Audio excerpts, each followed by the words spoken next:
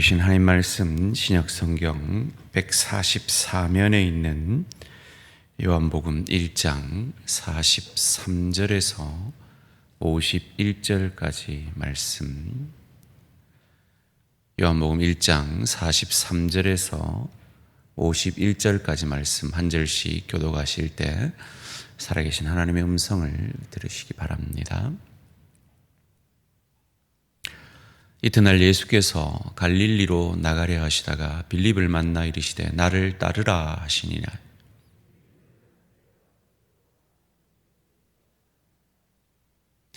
빌립이 나다나엘을 찾아 이르되 모세가 율법에 기록하였고 여러 선지자가 기록한 그 일을 우리가 만났으니 요셉의 아들 나사렛 예수니라.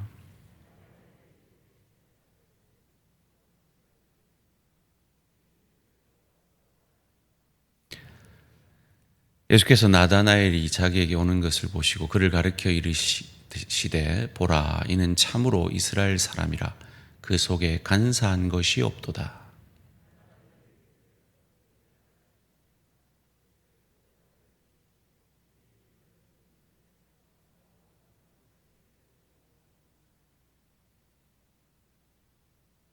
나다나엘이 대답하되 랍비여, 당신은 하나님의 아들이시요 당신은 이스라엘의 임금이로소이다.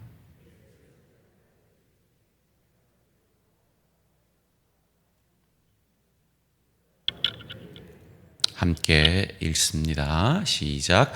또 이르시되 진실로 진실로 너희에게 이르노니 하늘이 열리고 하나님의 사자들이 인자 위에 오르락 내리락 하는 것을 보리라 하시니라. 아멘. 이 시간 이 목사님 나오셔서 나사렛 사람 예수라는 제목으로 말씀 전하실 때 큰 은혜 되시기 바랍니다.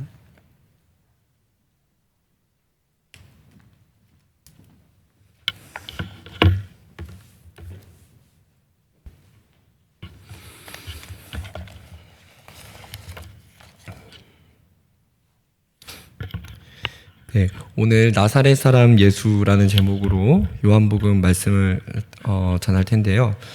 조금 내용이 많아서 오늘 절반을 전하고 다음 이제 강의 때 또 이 본문으로 절반을 전하도록 하겠습니다. 네. 예, 지난달 주일 저녁 예배 설교에 이어서 요한복음을 강해하고자 합니다. 지난번에는 하나님께서 오늘날 우리를 무슨 교회라고 했죠?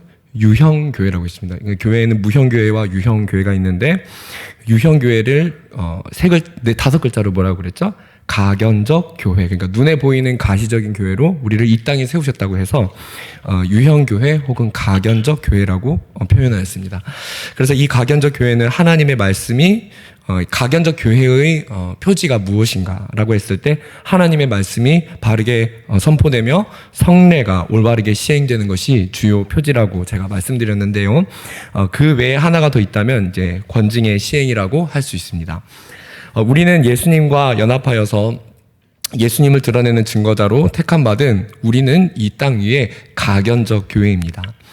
특히 다음 달 우리는 가족 전도의 달을 앞두고 있는데요. 오늘 말씀을 통해 가견적 교회는 오늘날 어떤 역할을 해야 하는지, 또 우리는 전도자로서 어떤 역할을 해야 하는지를 함께 고민하고 생각해 볼 수 있을 것입니다. 그리고 또 우리 같은 한 사람 한 사람을 주님께서 택하셔서 오늘날까지 이르게 하신 그분의 은혜 또한 함께 되새기는 시간이 될 수 있음을 믿고 그렇게 되시기를 바랍니다. 자, 먼저 오늘 말씀 43절을 보시기를 바랍니다. 43절을 보시면은 이렇게 시작합니다. 이튿날 예수께서 갈릴리로 나가려 하시다가 빌립을 만나 이르시되 나를 따르라 하시니, 43절을 보면은 이 문장에는 크게 두 가지 동작이 크게 나뉘게 됩니다. 하나는 예수님께서 갈릴리로 나가고 있다. 예수님께서 갈릴리로 가고 있다는 것이 하나고, 두 번째 동작이 빌립에게 나를 따르라 말씀하셨다는 것입니다. 그러니까 어디론가 가고 있고 빌립을 만나서 나를 따르라 말씀하셨던 두 가지 사건이 한 문장 안에 있습니다. 그러니까 이 두 사건은 이렇게 상반되게 나뉜 사건이 아니라 연속성을 가집니다. 그러니까 즉 예수님께서 갈릴리로 향하셨는데 이 과정에서 빌립을 만나서 부르셨다는 것입니다. 그러니까 원문을 보면은 이제 연속성을 가지면서 간단히 말해서 그러니까 예수님께서 갈릴리로 가는 이 노정 중에서 빌립을 만나는 것을 계획하셨다고 그렇게 이해하시면 됩니다. 그러니까 이 말은 예수님께서는 빌립을 직접 찾아가셨다는 것입니다. 계획하시고 빌립을 만나기 위해서, 빌립이라는 한 사람을 세우기 위해서 예수님은 빌립을 찾으시고 그에게 직접 나아가셨다는 것이죠. 자, 오늘 우리는 여기서 첫 번째로 예수님을 닮아가는 가견적 교회가 어떤 역할을 해야 하는지 알 수 있습니다. 방금 말씀드렸던 대로 예수님께서 계획하고 찾아가셨기 때문에 오늘 예수님과 연합하고 예수님의 빛을 비춰주는 이 땅의 교회가 해야 될 역할이 무엇입니까? 예수님의 제자들은 예수님처럼 계획하고 찾아가야 된다는 것이죠. 예수님은 이 땅에 성육신을 하고 오셨습니다. 죄인들을 찾기 위해서 이 땅으로 친히 찾아오신 것입니다. 예수님은 많은 대상을 두고 설교하기도 하셨지만 오늘 말씀에서처럼 예수님은 많은 대상을 설교하시기도 하는 그 이면에 한 사람 한 사람을 직접 찾아가셨다는 것이지요. 오늘날 우리가 다수의 사람에게 복음을 이렇게 전도지를 들고 막 많은 사람에게 선포해야 할 사명도 물론 있습니다. 그런데 하나님께서는 우리가 예수님과 같이 우리가 한 사람 한 사람을 개인적으로 우리가 그들에게 계획하여서 그들에게로 찾아가 그 한 사람을 제자 삼기를 원하시는 것이지요. 자, 성도님들, 예수님은 오늘 빌립을 만나셨습니다. 44절에 그런데 이 빌립이 어떤 사람인지를 말해줍니다. 자, 44절 말씀을 우리 한 목소리로 우리 다 같이 읽어보겠습니다. 44절 시작. 빌립은 안드레와 베드로와 한 동네 벳세다 사람이라. 오늘 이 구절은 빌립, 안드레, 베드로 세 사람이 벳세다 사람이라는 것을 강조하고 있습니다. 그러니까 이 세 사람은 요한복음의 이 1장의 짧은 구절들 안에서 예수님께서 제자로 삼으신 세 사람입니다. 왜 성경의 기자는 이 세 사람을 벳세다 사람이라고 언급하는 것일까요? 자, 여기서 잠깐 해결해야 할 문제가 있는데 복음서에서는 베드로의 고향을 가버나움인 것처럼 묘사하기도 합니다. 근데 오늘 말씀에서는 벳세다 사람이라고 했습니다. 그러니까 학자들 중에서는 이 부분을 명확히 결론을 내리지 못하고 출생지와 생업지가 달라서 생긴 일이라고 하기도 합니다. 이 부분은 여기까지 하고 넘어가겠습니다. 자, 오늘 말씀에서는 분명 벳세다 사람이라는 것을 강조하고 있습니다. 예수님께서 12 제자 중에서 제자로 삼으셨던 세 사람을 언급하면서 그 세 사람과 예수님의 만남이 계속해서 이어지면서 오늘 빌립을 제자로 택하시는 장면이 나오는데요. 앞서 언급한 이 예수님을 만났던 두 사람과 지금 제자로 택하시는 이 빌립 세 사람을 벳세다 사람이라는 것을 강조하고 있습니다. 자, 한 번 더 설명드리겠습니다. 예수님께서는 빌립을 계획하시고 성육신하신 예수님께서 직접 계획하시고 빌립이라는 사람을 찾아가셨습니다.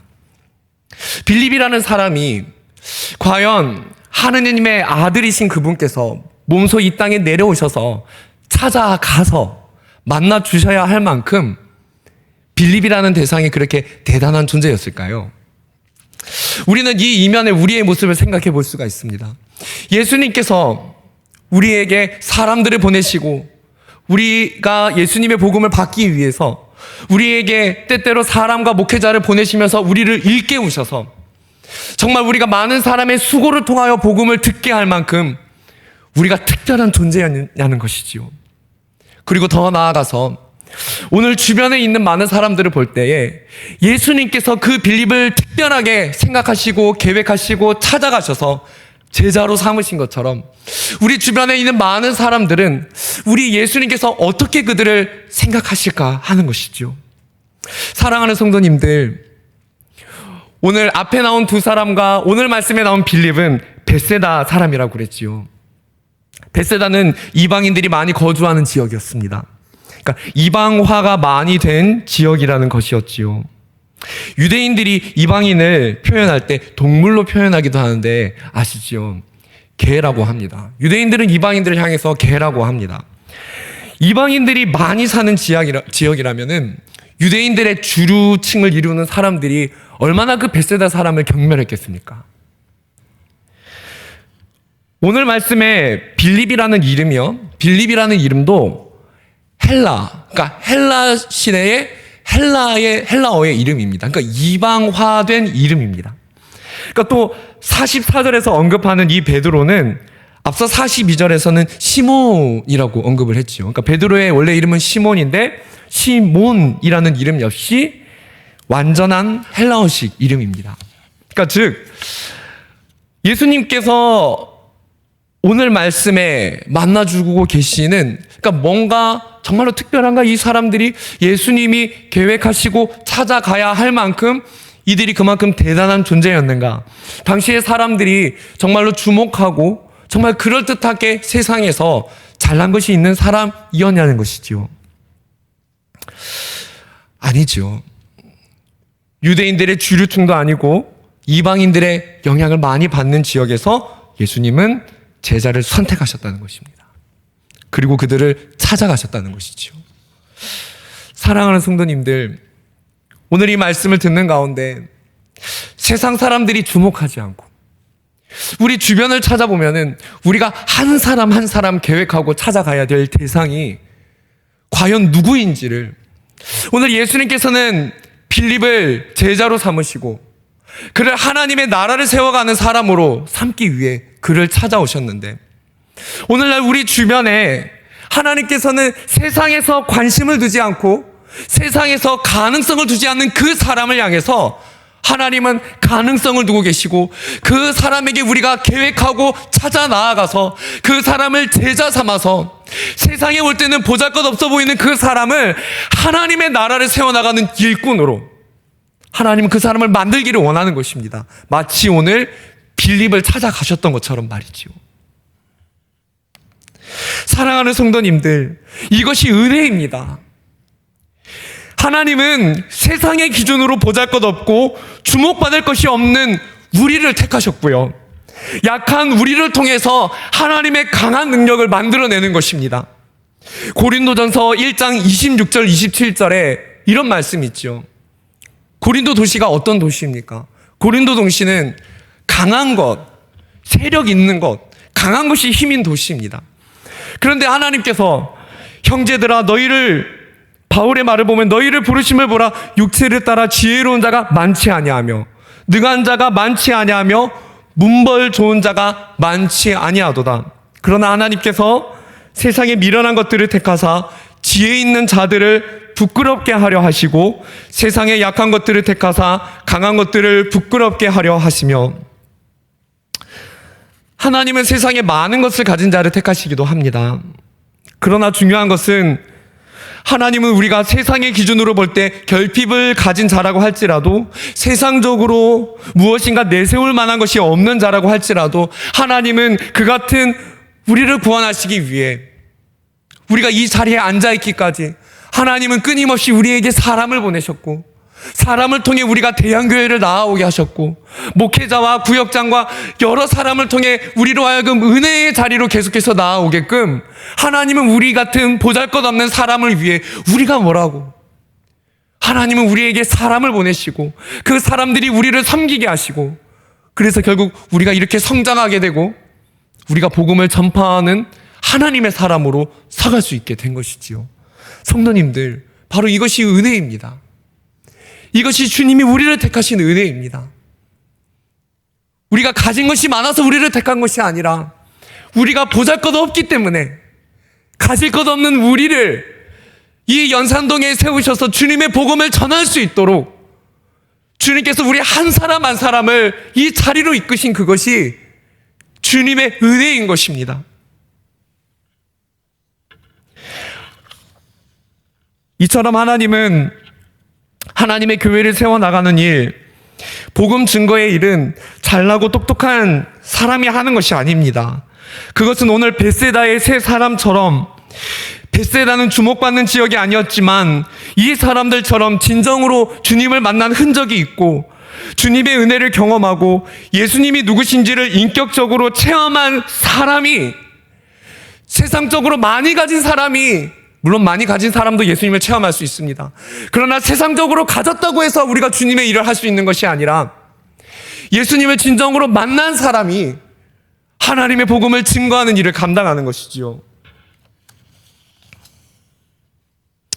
사랑하는 성도님들, 오늘 우리를 부르신 주님의 부르심을 바라보는 그런 은혜가 있으시기를 바랍니다. 주님은 오늘도 우리의 약함을 통해서 세상의 강한 것들을 부끄럽게 하기를 원하십니다. 그래서 우리를 택하시고 그래서 바로 우리여야 하는 것입니다. 다른 사람이 아니라 우리 성도님들이어야 하는 것입니다. 예수님이 벳세다의 사람을 택하셔야만 했던 것처럼 말이죠.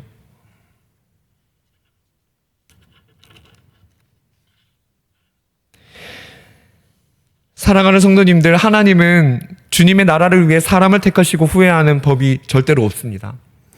오늘 주님이 나를 택하셨기 때문에 이 땅에 교회를 세우시고 예수님께서 빌립을 선택하신 것처럼 오늘 나를 선택하셔서 이 땅에 하나님의 나라를 세워가신다는 그 사실을 확신하시는 성도님들 되시기를 바랍니다. 자, 오늘 말씀에서 예수님께서 벳세다의 빌립을 제자 삼으셨는데요. 그 다음에 일어나는 일을 한번 살펴보겠습니다. 자, 여기서부터 예수님께서 빌립을 제자 삼으시고 행하시는 일들이 무엇이 있는지 함께 살펴보고 우리의 전도에 함께 적용해 보기를 원합니다. 원래는 3가지를 준비했는데 오늘은 1가지밖에 못할 것 같습니다. 자, 첫 번째 무엇이냐면은 함께 읽어보겠습니다. 시작. 나타나는 것입니다. 자, 우리 이어서 45절과 46절 말씀을 함께 읽어보겠습니다. 45절 시작. 빌립이 나다나엘을 찾아 이르되 모세가 율법에 기록하였고 여러 선지자가 기록한 그 일을 우리가 만났으니 요셉의 아들 나사렛 예수니라. 나다나엘이 이르되 나사렛에서 무슨 선한 것이 날 수 있느냐. 빌립이 이르되 와서 보라 하니라. 45절에서 나타나는 먼저 45절의 이 빌립의 대사를 한번 보시기를 바랍니다. 우리는 이 대사를 보면서 궁금해할 수밖에 없을 것입니다. 무엇이냐면은 오늘 이 말씀을 잘 보시면은요, 예수님과 빌립의 대화 내용이 기록이 안 돼 있습니다. 그러니까 빌립이 내가 메시아를 만났다라고 전하는데 빌립이 예수님과 만나서 베드로는 대화한 내용이 나와 있기라도 한데 빌립이 예수님을 만나서 예수님이 빌립에게 무엇이라고 말했는지, 뭔 기적을 보여주었는지 오늘 말씀에 그것이 나와 있지 않다는 것입니다. 그런데 오늘 우리가 이 말씀을 통해 분명히 알 수 있는 것은 빌립은 무엇인가를 들었는데 굉장히 놀랐다는 것입니다. 와, 이분이 메시아구나 라고 하면서 빌립이 굉장히 놀랐다는 것입니다. 빌립은 아주 정말 흥분된 모습으로 나다나엘에게 예수님을 소개하고 있습니다. 과연 무엇이 빌립으로 하여금 예수님이 메시아인 줄 알아보게 하였을까요? 자, 오늘 우리는 그 해답을 45절에서 빌립이 한 말을 통해서 알 수가 있습니다. 먼저 이 45절을 읽기 전에 우리가 알아야 할 것이 있습니다.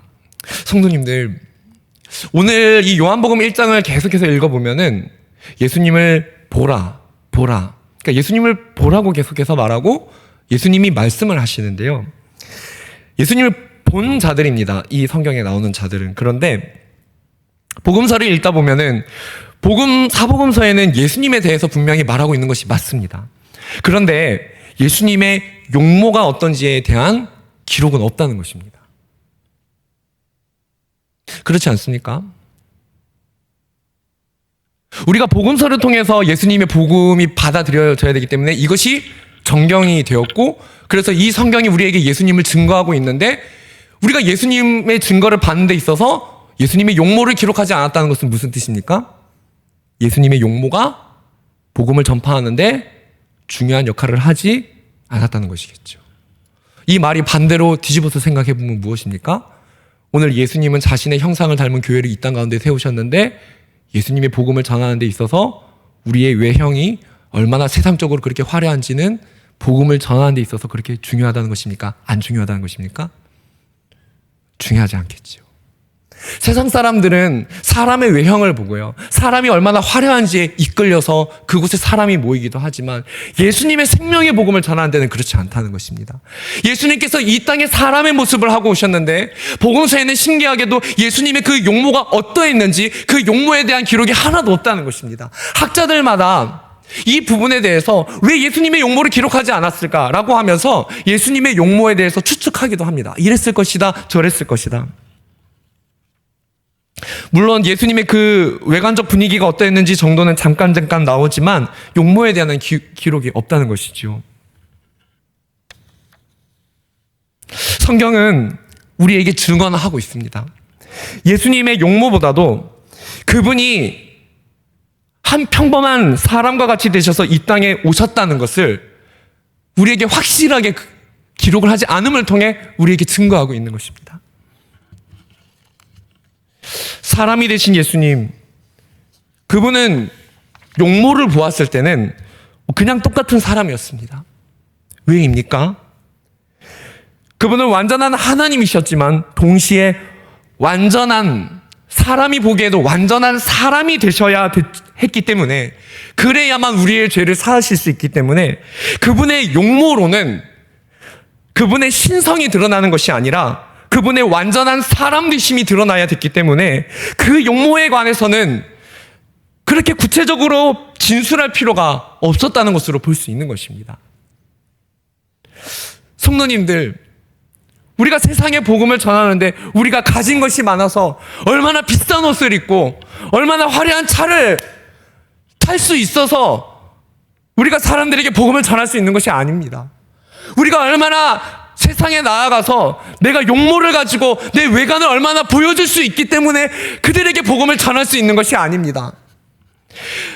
성자 예수님은 성부 하나님과 교통하는 가운데 그분이 말씀하시는 말을 증언하였기 때문에 이 땅 가운데 자기 자신을 부인하고 성부 하나님의 말씀을 증언하는 일에 집중했기 때문에 평범한 한 예수님의 사람의 모습을 통해 하나님 아버지 성부의 말씀이 증거되고 기적이 나타나고 복음의 능력이 나타난 것인데요.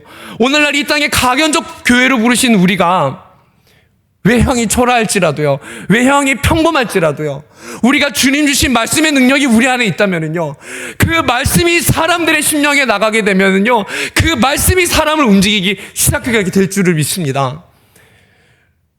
성도님들, 외관과 용모가 초라해도 괜찮습니다. 복음의 능력은 우리의 용모에 있지 않습니다. 세상은 사람의 용모와 외관을 보고 판단할지 모르겠지만 주님의 복음의 능력은 절대로 그런 것에 매이지 않을 줄을 믿습니다.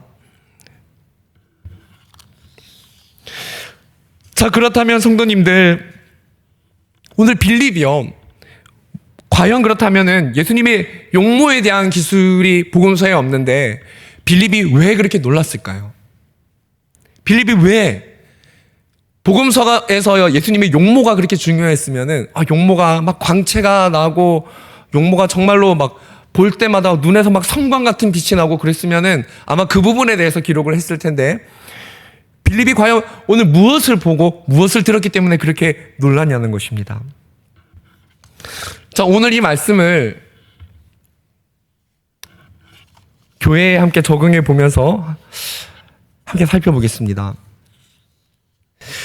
자, 그럼 45절 말씀을 다시 읽어보면은 우리 알 수 있는데요. 우리 이 말씀을 함께 읽어보도록 하겠습니다. 시작. 빌립이 다들 찾아 이르되 모세가 율법에 기록하였고 여러 선지자가 기록한 그 일을 우리가 만났으니 요셉의 아들 나사렛 예수니라. 먼저 빌립은 이 말 속에서 첫 번째 말을 했습니다. 예수님을 누구라 했습니까? 모세가 율법에 기록하니. 두 번째 말하기를 여러 선지자가 기록하니. 두 가지를 나누어 보겠습니다. 모세가 율법에 기록하니, 여러 선지자가 기록하니. 그러니까 여러 선지자가 기록했다는 것은 메시아를 의미하는 것입니다. 여러 선지자가 메시아 예언한 사람. 그러니까 예수님에게서, 예수님의 말에서 신적인 권위를 느꼈다는 것이죠. 그러니까 이 부분을 다루려면 너무 내용이 많기 때문에 생략하고 첫 번째만 설명을 하겠습니다. 모세가 율법에 기록한 분이라고 하였습니다. 여러 선지자가 기록한 분, 그분이 누구십니까? 모세가 율법에 기록하였다는 그분에 관한 내용은 바로 신명기 18장 18절의 내용을 의미합니다. 신명기 18장 18절에 이렇게 모세가 기록한 내용이 있습니다. 하나님께서 모세에게 내가 그들의 형제 중에서 너와 같은 누구를 일으킨다 하였습니까? 선지자를 일으킨다 하였습니다. 그러니까 사람들은 후대에 오실 메시아 선지자 예수님을 기다린 것인데 선지자의 역할이 무엇입니까? 오늘 이 말씀을 보면은 선지자의 역할이 무엇입니까? 내 말을 그 입에 두리니 내가 그에게 명령하는 것을 그가 우리에게 말하리라. 이것이 분명하게 메시아 예언임을 어떻게 알 수 있냐면은 이 신명기 내용을 사도행전 3장 22절에서 똑같이 이 내용을 인용해서 예수님을 소개하고 있기 때문입니다. 모세가 말하되 이것이 신약의 내용이거든요. 사도행전 3장에 보면은 모세가 말하되 주 하나님이 너희를 위하여 너희 형제 가운데 나 같은 누구입니까? 선지자 하나를 세울 것이니 너희가 무엇이든지 그의 모든 무엇을 듣는다 하였습니까? 말을 들을 것이라. 자, 빌립이 오늘 예수님을 딱 만나고 왔을 때 뭐라고 했습니까? 첫 마디가 모세가 율법에 기록한 사람을 만났다. 그분이 누구입니까? 선지자인데 선지자의 역할이 무엇입니까? 선지자의 주 기능은 하나님의 말씀을 받은 것을 그대로 전달하는 역할을 하는 것이죠. 그러면 빌립이 예수님을 만났을 때 어떤 일이 일어났다는 것입니까?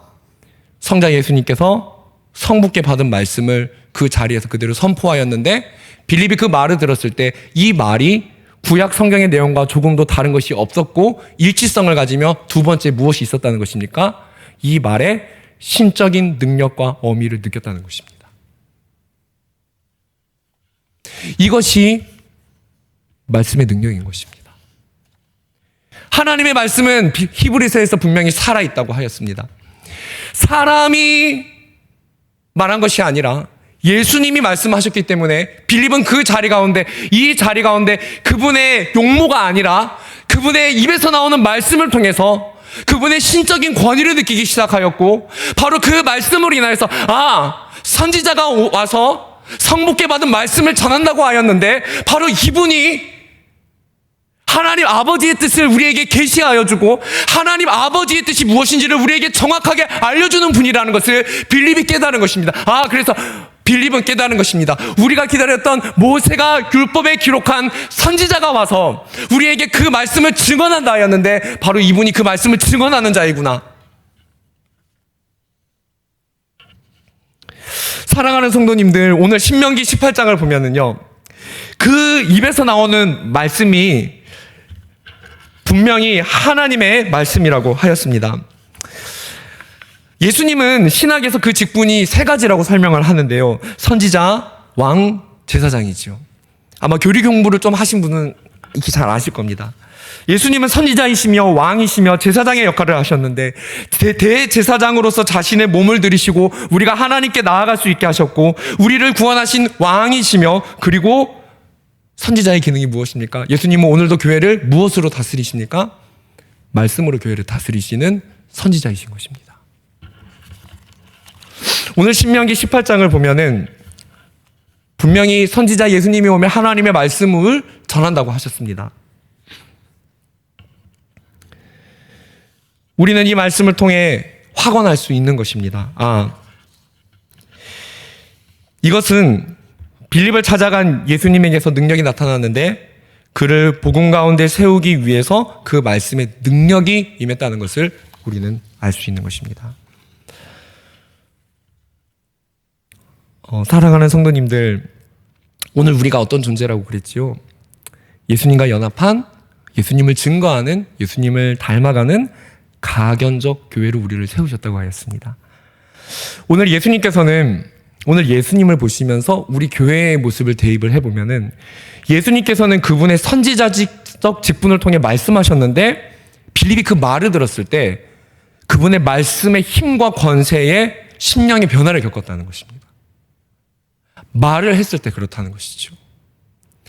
자, 교회에 대입해 본다면은 오늘 교회의 몸을 이루고 있는 우리가 어떤 권세를 가져야 된다는 것이죠?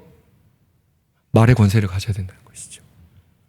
정말 우리가 참된 그리스도인이라면은 우리가 세상에 나아가서 복음의 말을 전했을 때 그 말의 능력이 나타나야 된다는 것입니다. 사랑하는 성도님들, 그런데 우리가 이 부분을 두고 함께 생각해 볼 점이 있습니다. 어쩌면 우리는 예수님이 성부 하나님께로부터 온 말씀을 증거하였듯이 우리는 이미 어쩌면 성경을 너무 잘 알고 있는지도 모릅니다. 그렇지 않습니까? 이론상으로는 우리가 잘 알고 있을지 모릅니다. 그러나 사랑하는 성도님들, 오늘 우리가 예수님이 말씀하셨을 때는 빌립이 놀랐는데 오늘날 우리가 사람들에게 나가서 복음의 말을 했는데 그 말이 효력 있게 역사하지 못한다면 그 이유가 무엇일까요?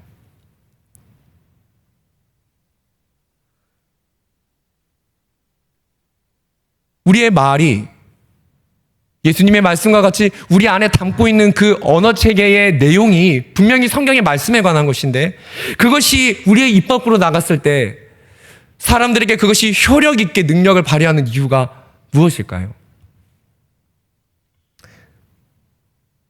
발휘하지 못하는 그 이유가 혹시 저는 오늘 이 말씀을 통해 우리가 우리 안에 말의 권세와 능력을 잃고 있는 분들이 있다면 그런 영역이 있다면 우리가 함께 생각해 보기를 원합니다. 성경은 분명히 가견적 교회는 예수님을 닮아야 되는데 예수님은 분명히 말씀하셨다고 하였습니다. 말의 능력이 있었습니다. 근데 혹시 우리 안에 더럽고 추악한 죄악이 그 죄성이 그 능력을 덮어버린 것은 아닐까요? 그게 무슨 말이냐면 우리가 말씀의 형식은 갖고 있는데 능력을 잃어버린 교회가 된 것은 아닐까라는 두려움을 우리가 가져야 된다는 것이죠. 우리가 예수님과 다른 점이 있다면은 우리가 이 성경의 내용은 알고 있지만 예수님이 말씀하시면 능력이 나타났는데 우리는 예수님의 제자들인데 우리가 그 말씀의 내용을 전할 때 동일한 능력이 나타나도록 우리는 주님의 은혜를 사모해야 된다는 것이죠. 혹시 우리는 경건의 형식과 모양은 있다고 말하지만 경건의 능력은 잃어버린 세대가 된 것은 아닐까요? 오늘날 우리가 희망을 걸어야 하는 것이 무엇입니까, 성도님들? 오늘 우리가 무엇에 희망을 걸어야 합니까? 우리가 오늘날 정말로 희망을 걸어야 되는 것이 있다면 그것은 하나님의 말씀이고 동시에 성결에 우리는 목숨을 걸어야 됩니다. 사랑하는 성도님들, 우리 마음 안에 그런 죄악이 있잖아요. 자꾸만 남을 미워하는 마음이 올라올 때, 성도님들 가운데 시기 질투의 마음이 올라올 때 그것이 자꾸만 우리의 영혼을 더럽히기 때문에 그래서 결국에 우리가 험담을 하게 되고 사람을 미워하는 말을 하게 되고 교회 안에서요 사람을 비방하는 말을 하게 되면요 우리가요 능력을 잃어버립니다. 성도님들 혹시 그런 경험 해보신 적 없습니까? 야고보서에 이런 말씀이 있습니다. 우리는 말의 능력에 굉장히 주의해야 됩니다. 왜냐하면 성경에서 우리의 말에 관해서 우리가 말의 열매에 관해서 분명히 명시하고 있기 때문에 우리가 예수님의 제자로서 살아가는 가운데 우리가 가족에게 말을 했을 때 친한 사람에게 말을 했을 때 그 말의 효력이 나타나지 않을 때 우리가 정말로 예수님의 능력을 상실한 것은 아닌가? 아니면 이 세대가 과연 우리의 말을 잘 받아들이지 않기 때문인가? 야고보서 3장 9절에서 12절에 보면 이렇게 나옵니다. 찬송에 대해서 말하면서요. 이것으로 우리가 주 아버지를 찬송하고 또 이것으로 하나님의 형상대로 지음을 받은 사람을 저주하나니 한 입에서 찬송과 저주가 나오는도다. 내 형제들아 이것이 마땅하지 아니하니라. 샘이 한 구멍으로 어찌 단물과 쓴물을 내겠느냐. 내 형제들아 어찌 무화과 나무가 감람 열매를 포도나무가 무화과를 맺겠느냐. 이와 같이 짠물이 단물을 내지 못하느니라. 성경이 우리에게 말을 해줍니다. 우리가 어떤 말을 하든지 그 입은 반드시 열매를 맺게 된다고 말하죠. 그러니까 사실 오늘 우리가 복음의 말을 했을 때 사람들에게 그 말의 능력이 나타나지 않고 그 권위가 나타나지 않는 것은 열매인 것입니다. 성도님들 혹시 이 말씀을 듣는 가운데 내 말의 열매가 무엇인지를 지금 생각되시는 분이 있습니까? 오늘 이 말씀 가운데 우리 성도님들 가운데 말의 권세와 말의 능력과 말의 성결이 회복되는 그런 은혜가 오늘 이 시간 우리 모든 성도님들에게 임하기를 주님의 이름으로 축원드립니다. 성경은 우리에게 말을 전하고 있습니다. 우리가 만약에 입술이 정결치 못하면 말의 능력을 잃어버린다. 가령 우리가 직장에서 직장에서, 예를 들어서 직장에서 실컷 사람들을 험담하는 말을 하고 딱 돌아섰는데 며칠 뒤에 교회에서 전도 행사를 한다고 말을 하고 교회에 좋은 것이 있다고 말을 한다면은 그 말의 능력이 나타날 리가 없습니다. 우리가 불신 가족과 함께 식사를 하고 우리가 불신 가족이 있을 때 매일 시간을 같이 보내는 가운데 우리가 그들을 사랑해주지 못했거나 존중해주지 못하거나 인격적이지 못한 말을 만일 했다면은 며칠 뒤에 가족 전도의 달이라고 우리가 만약 교회를 가자고 했을 때 그 말의 능력이 나타날 수 없겠죠. 사랑하는 성도님들, 우리가 다른 많은 노력도 해야 되지만 말 잘하면 능력 나타날 줄을 믿으시기를 바랍니다. 말에는 권능이 있고 열매가 있습니다. 오늘 우리의 말은 어떠합니까? 예수님의 입술과 같이 성결과 거룩으로 성부께 받은 말씀을 전하는 것과 동일합니까? 우리는 예수님께 제자로서 성부께 그리고 성자 예수님께 받은 말씀을 전해야 하는 자들입니다. 함께 고민해 봅시다. 오늘 나의 입술에는 권능이 나타나고 있는가? 오늘 나는 하나님의 말씀을 입으로 전하기에 합당한 준비가 되어가고 있는가? 가족 전도의 달을 3주 정도 앞두고 있는데요. 우리 함께 생각해 보기를 원합니다. 그리고 이 남은 기간 우리 안에 경건의 능력을 회복하는 모든 성도님들이 되시기를 바랍니다. 네, 이어서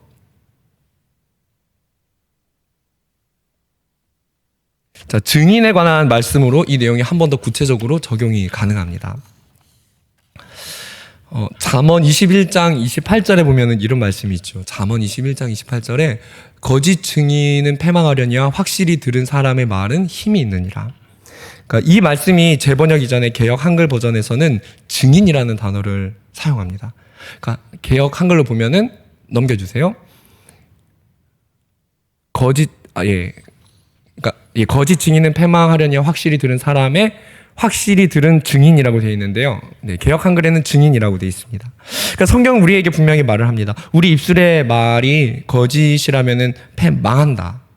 확실한 증인이면은 그 말에 힘이 있다. 예수님의 말씀이 왜 효력이 있습니까?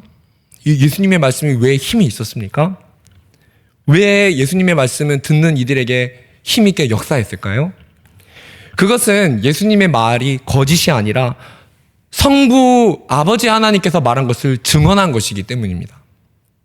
예수님은 이 땅에 오셔서 자기 뜻을 밝히신 것이 아니라 성부 하나님, 아버지 하나님의 뜻을 받들어 하나님 아버지께 들은 것을 말씀하였는데 요한복음 12장 49절에 보면은 이렇게 나옵니다. 내가 내 자의로 말한 것이 아니오 나를 보내신 아버지께서 내가 말할 것과 이룰 것을 친히 명령하여 주셨으니. 그러니까 예수님은 이 땅에 오셔서도 성부 하나님께 받은 것을 증언하는 사역을 하신 것입니다. 예수님의 말씀이 왜 능력이 있었다고요? 확실히 들은 것을 성부 하나님과 교제하는 가운데 성부께 들은 것을 말했기 때문에. 그러니까 오늘 우리의 말씀에 능력이 있으려면은 우리가 누구와 교제를 하면서 하나님이 주셨다는 확신이 있어야 됩니까? 예수님이 나에게 이 말씀으로 내 마음에 성령의 감동으로 확신을 주셨다는 확신이 있을 때에 우리가 기도 가운데 그 말씀에 확실한 체험이 있을 때에 그 말의 능력이 나타나겠지요. 오늘 이것은 예수님께서 단순한 문자 내용을 하나님께 받아서 전달했다는 의미가 아닌 걸 아시겠죠. 성부 하나님의 내용을 받았다는 것이 무엇입니까? 성부 하나님과 친밀한 교제 가운데 이 말을 왜 주시는지 그분의 마음을 받고 그 마음이 동반된 말씀을 그대로 전하였다는 것이지요. 자, 오늘 말씀에는 이어지는 증언이 있습니다. 그것이 빌립의 증언입니다. 예수님은 성부 하나님의 말씀을 증언하였고 빌립은 예수님을 만나고 나서 예수님을 증언하고 있습니다. 45절 말씀을 보시기 바랍니다. 빌립의 말이 얼마나 확신에 차 있습니까? 얼마나 예수님을 경이롭게 생각하고 이 흥분된 모습이 느껴지지 않습니까? 얼마나 흥분된 가운데 그분을 전하고 있습니까? 사랑하는 성도님들, 이제 말씀을 정리해 보기를 원합니다. 이 부분이 어떻습니까? 빌립이 왜 이렇게 흥분했을까요? 아마 이 말씀을 듣는 가운데 그래 예수님을 처음 만났으니까 흥분할 만하겠지 라고 생각할 수 있습니다. 먼저 이것을 생각해 보면은 빌립이 예수님을 만났는데 흥분을 한 이유는 문자적으로 복음의 내용을 전달받았기 때문이 아닙니다. 사랑하는 성도님들, 빌립이 모세가 율법에 기록한 내용을 알고 있고 여러 선지자가 기록한 내용을 잘 알고 있는데 이론적으로 이 내용을 처음 들었기 때문에 놀란 것입니까? 아닙니다. 빌립은 구약의 내용을 잘 알고 있었는데 이 말씀을 가지고 예수님을 인격적으로 만나니까 이것이 폭발한 것입니다. 예수님은 살아있는 인격적인 모습으로 빌립을 만나주신 것입니다. 살아서 역사하시는 인격체로 빌립에게 말씀하시니까 그 강력한 하나님의 신성이 말씀 가운데 빌립을 치고 들어오니까 빌립이 이 구약 성경에서 자기가 확신했던 그 말씀의 실체가 예수님이란 것을 체험하고 나니까 확신에 쳐서, 그러니까 무슨 말이니까 이 현상을 뭐라고 하니까 두 글자로 체험했다는 것이죠. 말씀을 이론적으로 알았지만 실체이신 예수님을 만났을 때 그 말씀을 체험했다는 것입니다. 이 가슴으로 예수님을 만나면서 그분의 숨결과 그분이 말씀하시는 그 자리를 통하여서 예수님을 인격적으로 체험하면서 깨닫게 되었다는 것입니다. 바로 이것입니다. 예수님을 인격적으로 만나고 체험하는 이 시간이 있었기 때문에 빌립이 나는 메시아를 만났어 라고 말할 수 있었던 것이죠.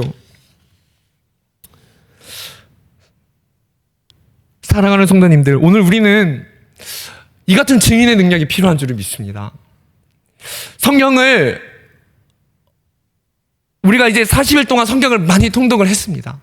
근데 여기에 플러스 돼야 되는 것이 무엇이냐면은 이 말씀이 살아서 내 가운데 체험되어지는 말씀이 실제 삶 가운데 어떠한 연관이 있는지, 내 삶에 이 말씀을 통해 무엇이라고 말씀하시는지 우리의 심령을 강타하는 성령님께서 증거하는 역사가 내 안에 불같이 일어나야지 우리는 이 확신을 가지고 말씀을 전할 수 있는 것이지요. 마치 빌립이 구약 성경을 잘 알고 있지만 예수님을 만났을 때 이 폭발이 일어난 것처럼 말이지요. 오늘 우리는 어떻습니까, 성도님들? 복음의 내용을 문자적으로 알고 있는 것을 넘어서 오늘 예수님을 우리는 날마다 체험하고 있습니까? 사랑하는 성도님들, 오늘 우리는 이 말씀을 통해 깨어나야 할 것이 하나 있습니다. 그것은 우리가 혹여나 오늘 이 빌립과 같이 날마다 예수님 안에서 새롭지 않다면은 영적으로 우리가 무뎌진 감각 속에 살고 있지는 않은지 우리의 심령을 다시 한번 불같이 새롭게 할 수 있어야 된다는 것이지요.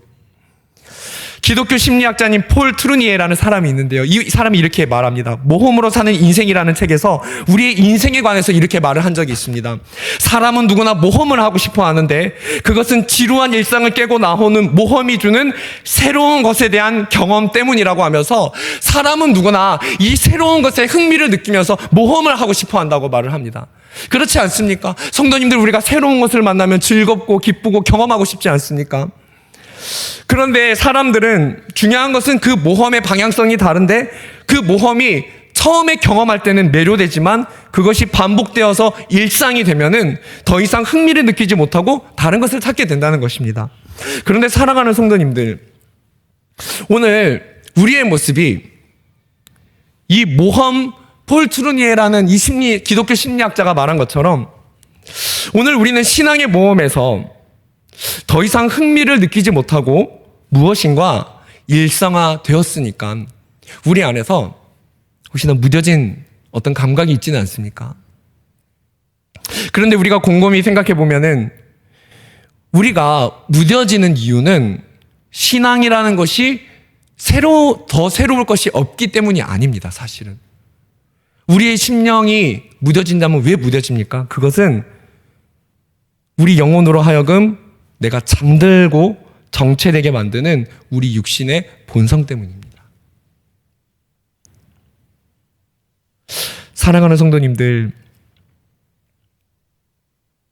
우리의 연약한 죄성과 주님께서 더 새롭게 우리를 만나주실 것을 기대하지 못하게 하는 우리의 의심과 우둔한 우리의 불신의 영이 가득한 우리의 마음에도 불구하고 예수님은 그럼에도 불구하고 오늘 우리를 빌립에게 찾아오신 것처럼 새롭게 우리를 찾아오고 계십니다. 지금 우리 마음의 문을 다시금 두드리고 계십니다. 왜입니까? 깨우기 위해서이죠. 오늘 우리 안에 잠자고 있는 영혼을 깨우고 예수님을 증거하는 그분의 영, 오늘 성령의 충만함을 함께 구하며 나아가기를 원합니다.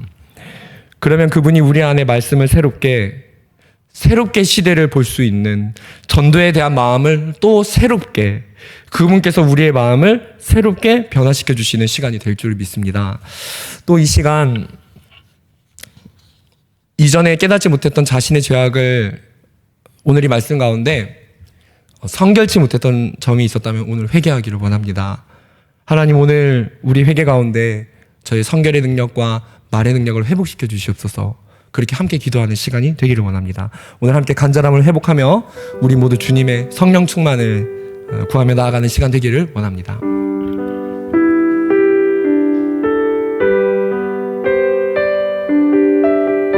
우리 성령이여 강림하사 이 찬양 함께 고백하도록 하겠습니다.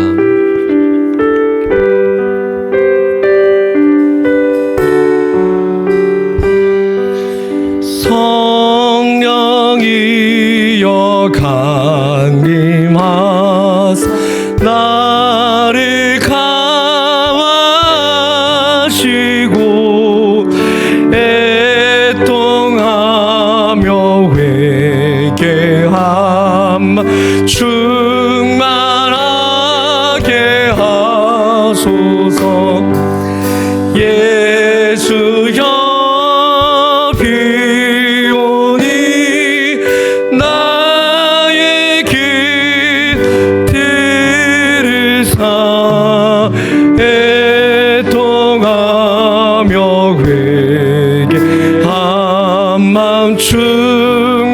충만하게 하소서. 성령이여 강림하사 크신 권 주소서. 원하옵고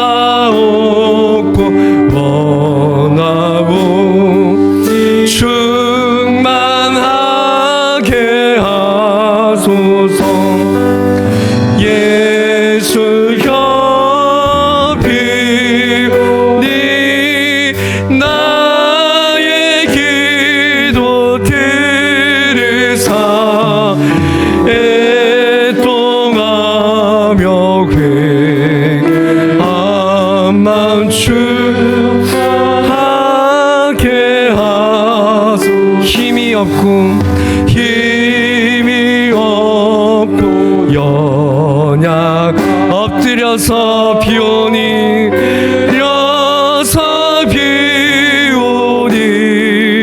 성령 강림하옵소서. 충만하게 하소서. 예수여 비오니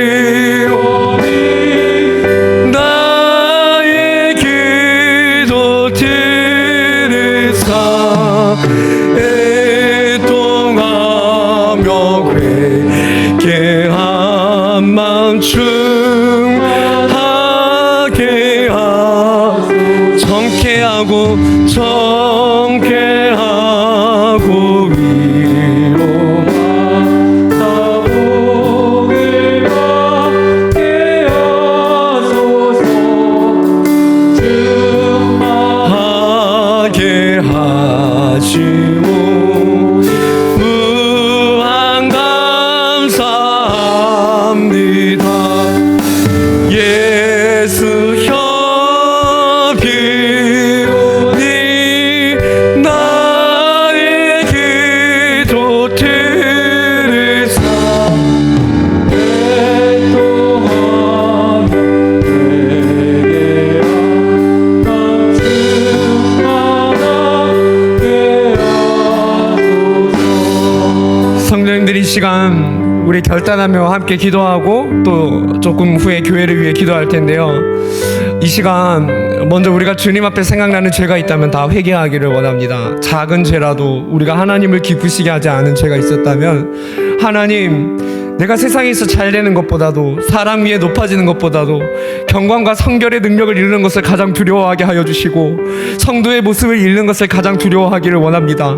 이 시간 그렇게 기도하고요, 이 시간 함께 기도할 때 하나님, 내게 성령의 능력을 회복시켜 주시옵소서. 나에게 말의 권세를 회복시켜 주시고, 이 시간 성령이 이끄는 삶이 되도록, 그래서 하나님의 말씀의 능력으로 살아가고 그것을 증거하고 날마다 예수님의 체험 속에서 살아갈 수 있도록 다시 한번 딱딱해진 내 심령에 하나님 불을 붙여주시고 연약한 나를 새롭게 하여 주시옵소서.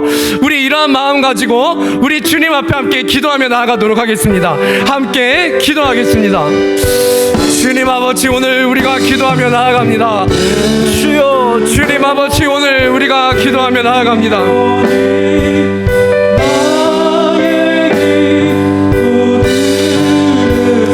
주님, 오늘 우리의 심장 가운데 주님 아버지 앞에 잘못한 모든 죄들을 회개하기를 원합니다.